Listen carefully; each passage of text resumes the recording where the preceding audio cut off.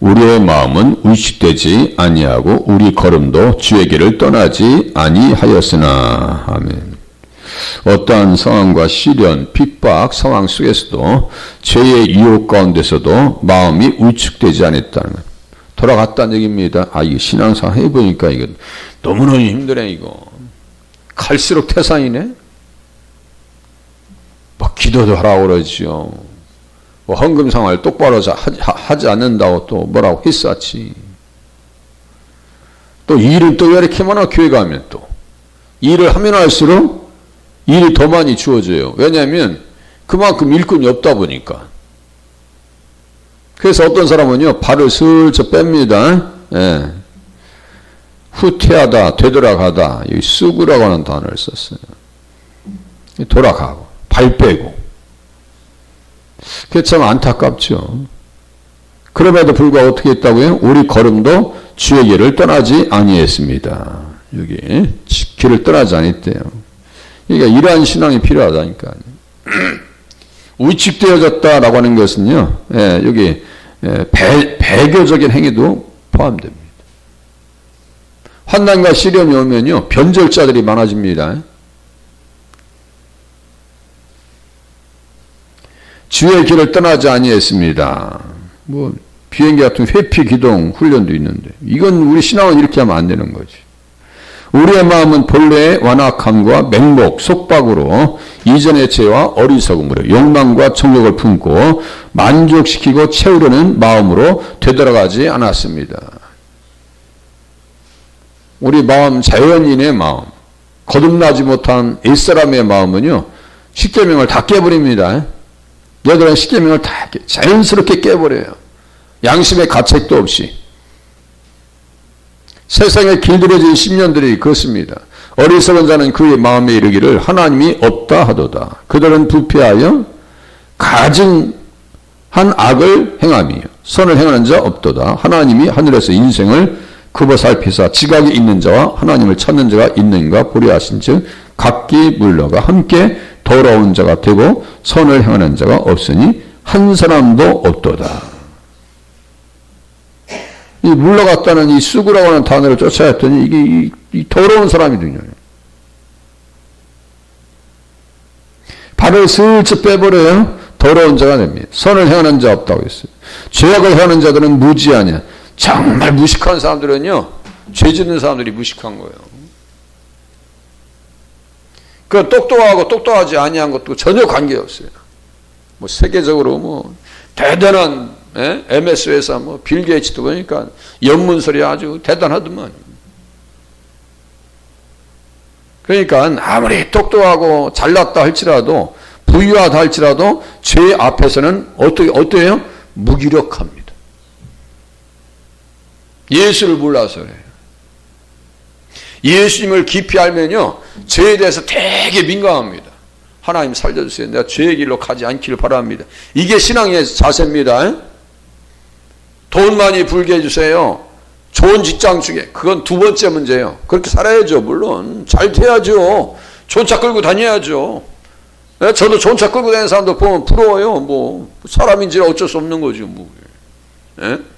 그런데 정말 우리가 부럽게 생각할 건 뭐예요?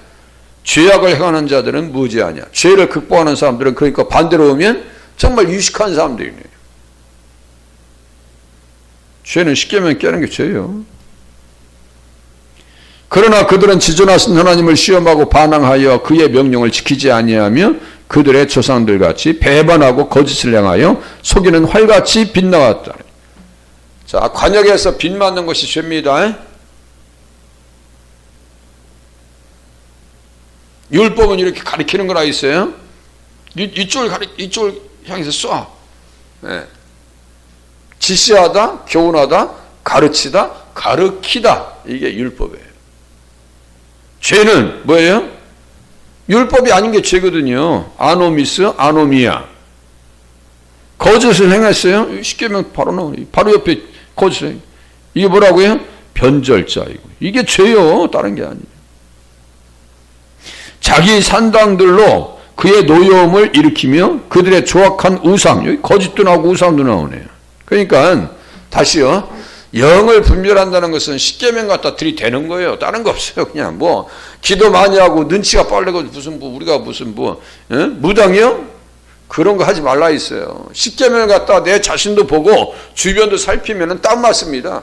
잘못된 것은 잘못된 것이지. 예수 믿으면 십계명의 법이 더 강화됩니다. 너 이제 예수 믿었지? 의를 선물 받았잖아? 이제 의를 관리해 주라고 주신 법이 십계명이에요. 그런데 예수를 영접하지 않은 상태에서 십계명을 지켜봤자 그렇게 해서 구원받은 게 아니고 예수 믿어서 의를 선물 받았으니까 십계명을 지켜야 되는 거야. 아니 세상 사람들도 십계명을 지켜야 되는 거야. 안 지키면 그냥 끝나. 그것도 이래나 저래나 지켜야 되는 건데 안 지키면 그건 그냥 그야말로 그냥 하나님께서 아웃시켜버려요. 사기꾼들 다 아웃시켜버리는 거지. 우상들로 그를 진노하게 하였으며 하나님이 들으시고 분내어 이스라엘을 크게 미워하사 사람 가운데 세우신 장막 곧 실로의 성막을 떠나셨다. 실로의 성막을 떠난 데가 언제예요? 홈리와 비누아스. 언약궤 가져갔어. 그거 가져가면 뭐 어떻게 할 건데 그거. 믿음도 없는데 쉽게 십자가를 달고 다니면 뭐 할 건데. 응? 어떤 사람 무섭다고 이 성경책을 그냥 머리맡에 놓고 이렇게 그런 식으로 신앙생활 하면 안 되는 거예요. 내가 하나님 앞에 정말 해야 될 게 뭔가 깊이 생각하면서 신앙생활을 제대로 하려고 노력해야죠. 세상에 길들여지고 애굽에 길들여지니까 이런 식으로 사는 거예요. 배반하고 거짓을 행하고 우상들을 향해서 마음이 가 있고 떠나 있고 회막의 수종들은 여인들과 칠개를 다 범하고 홈리와 비누아스가 한나라의 죽임을 당합니다. 그래서 성경을 써놓고 한번 생각을 해보시지 라고 써있는 거예요. 한번 생각을 해봐. 예수 잘 믿을 거야 안 믿을 거예요? 그게 벨리알이라고 있죠. 아무런 도움이 되지 않는 인생들. 또 보세요. 예레미야 3장 여기도 보니까요. 자 보세요. 여기도 868 여기 이제 같은 단어는 아니에요. 그런데 이제 보니까 70인역과 같은 단어예요. 70인역이 868이에요. 아페스테 아피스테미 배반하다 유혹했다 물러갔다 종교적 배교 행위다. 그래가지고 예레미야와 신명기 32장이 나옵니다. 여호와의 말씀이니라 배역한 자식들아 돌아오라 나는 너희의 남편임이라. 그죠? 그러니까 보세요. 예수님이 우리의 남편이요. 그런데 우상을 섬긴다는 것은 바람 피는 거예요. 영적 간음 행위입니다. 그리고 우상을 연구하다 보면은 가장 그 중심에 있는 우상이 뭐냐면 세탁 보세요. 학력을 세탁하듯이 우상도 계속 마귀들이 세탁해 나가요.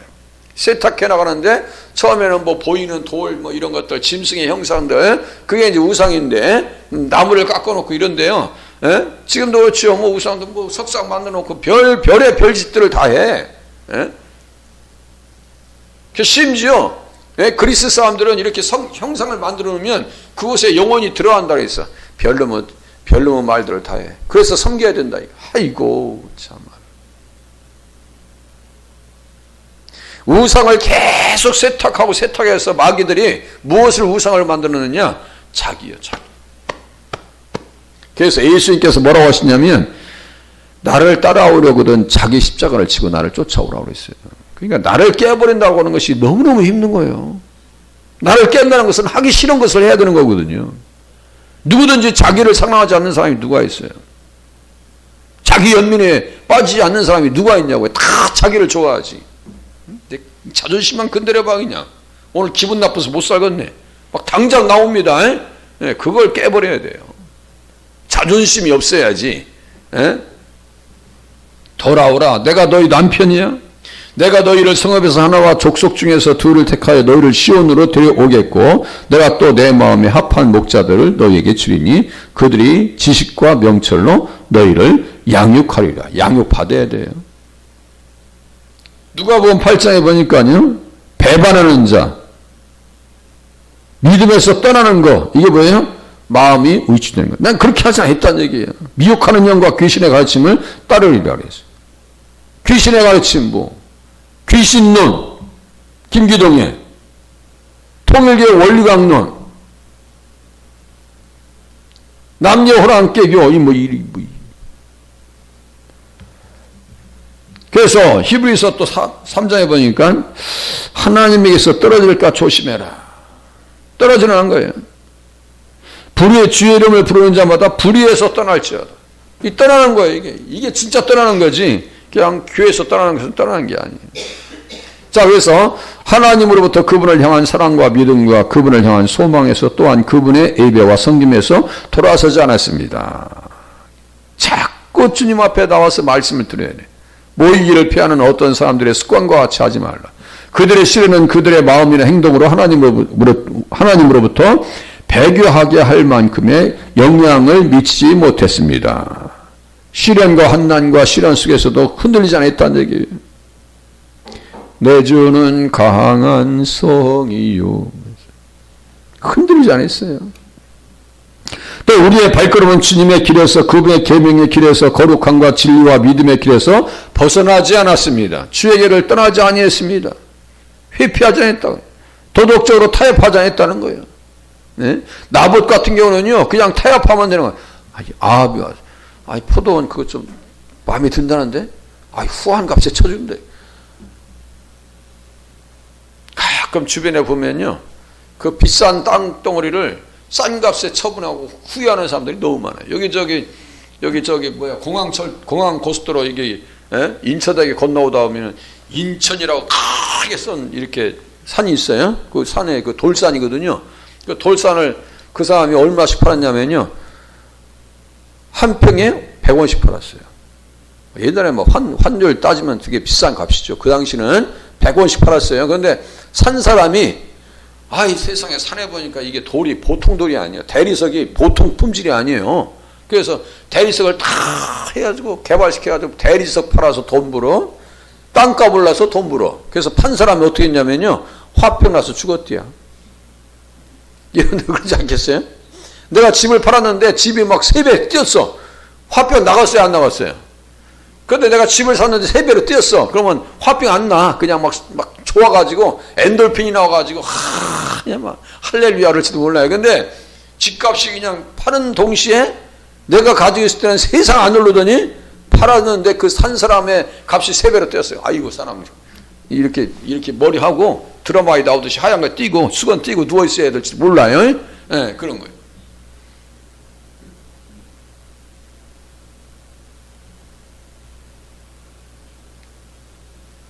그래서 발걸음은 주의 길에서 계명의 거룩함과 진리와 믿음의 길에서 벗어나지 않았습니다. 또 주님의 뜻에 따라 인도받고 그분의 능력으로 지켜지고 보호받고 있습니다. 그래요. 그래서 말씀을 좀 더 보면 그의 걸음은 실족함이 없습니다. 하나님의 법이 있으니 하나님의 법이 마음에 있으니까 걸음도 주의 길을 떠나지 않냐는 거예요. 마음에 뭐가 있어야 한다고요? 하나님의 법이 있어야 됩니다. 그러니까 이 법을 우리 마음에 붙잡고 있어야 돼요. 뭐에 십계명 너무너무 중요한 거예요. 그냥 다른 얘기할 거 없어요. 디모데전서 1장 12절 보세요. 영광의 복음을 따르는 것이다. 율법과 복음은 충돌하는 개념이 아닙니다. 교만한 자들이 나를 심히 조롱하였어도 나는 주의 법을 떠나지 아니하였나이다. 나를 핍박하는 자들과 나의 대적들이 많으나 나는 주의 증거들에서 떠나지 아니한. 핍박과 대적자들과 환난과 시련이 우리를 주님 앞에서 떠날 수 있는 명분을 주진 않습니다. 명분이 되지 않아요. 내가 이렇게 힘든데 내가 교회 다닐 필요가 있어요? 아니 교회에서 다니는데 이렇게 힘든데 내가 교회 다닐 필요는 없잖아요. 이건 명분이 되질 않습니다. 무슨 말씀인지 아시겠죠? 그래서 이제 우리 겨울에 참 우리 권사님들 걸레 빠시느라고 고생하셨어. 아이고 제가 그냥 그 영화 막 따뜻한 물도 안 틀어놔. 내가 돈 아끼려고. 죄송합니다. 주일날만 살짝 틀어놔. 그러니까 이제 주일날은 따뜻한 물이 철철 나오죠. 그 신기하잖아요. 평일날은 왜 안 나오는 거예요? 안 틀어놨으니까 안 나오지. 돈 아끼려고. 그런데 이제 겨울에 그러면 토요일날 되면 손 시려운데 그냥 그럼 권사님이 무슨 당번이야? 맨날 걸레. 그리고 또 자처하셔. 걸레 다 가져와 내가 빠를게. 아이고 감사했어 그동안. 그 중고 저 12만 원짜리 사다 놨어요 여기다가. 근데 오늘부터 다 집어넣고 그냥 삶는 기름도 있으니까 삶아서 팍팍 그냥 돌려놓고 이제 넣으시면 돼 그냥. 그동안 애쓰셨어. 내가 가는 길을 그가 아시나니 그가 나를 단련하신 후에는 내가 순금같이 되어 나오리라. 내 발이 그의 걸음을 바로 따랐으며 내가 그의 길을 지켜 치우치지 아니하고 떠나지 아니했다는 얘기예요. 떠나지 아니하였고 내가 그의 입술의 명령을 어기지 아니하고 정한 음식보다 그의 말씀을 기히 여겼도다. 그러니까요, 계속 우리 영혼에게 말씀을 들려주셔야지 기도도 바른 기도가 나가는 거예요. 말씀을 듣지 않냐고 기도하니까 기복주의에 빠져가지고 그냥 무슨 간증 집회 있다면 거기 가가지고 저 그거 좋게 안 보입니다. 맨날 간증만 해, 맨날 간증. 그럼 그 간증 속에 고난과 시련 물론 있지요. 그런데 제가 볼 때는 너무 영광스러운 쪽만 가다 보니까 기복적인 내용만 가다 보니까요 헛갈려 자꾸. 마치 내가 신앙생활 할 때 어려움과 고난이 찾아오면 뭐 기도하지 않을 명분이 생겨 보이는 거예요. 아이 참나. 아니 기도하다가 기도 응답이 안 되면 우리가 기도 생활 그만둬야 돼요? 기도하시는 분들이니까 한번 생각해 보시자고. 거꾸로 돌아갈 때가 많죠. 내가 기도한 것과 전혀 관계없이 반대로 상황이 돌아갈 때도 많습니다. 그렇게 된다 할지라도 기도를 쉬어야 될 명분이 되질 않습니다. 쉬지 말고 기도하라 했는데 안 되면 그만둬요? 더 해야지. 하고 또 하고 보고 또 보고 듣고 또 듣고 엎드리고 또 엎드리고. 그래서 하나님 앞에 승리하는 자리, 위축되지 아니하고 승리하실 수 있기를 바랍니다. 기도합니다.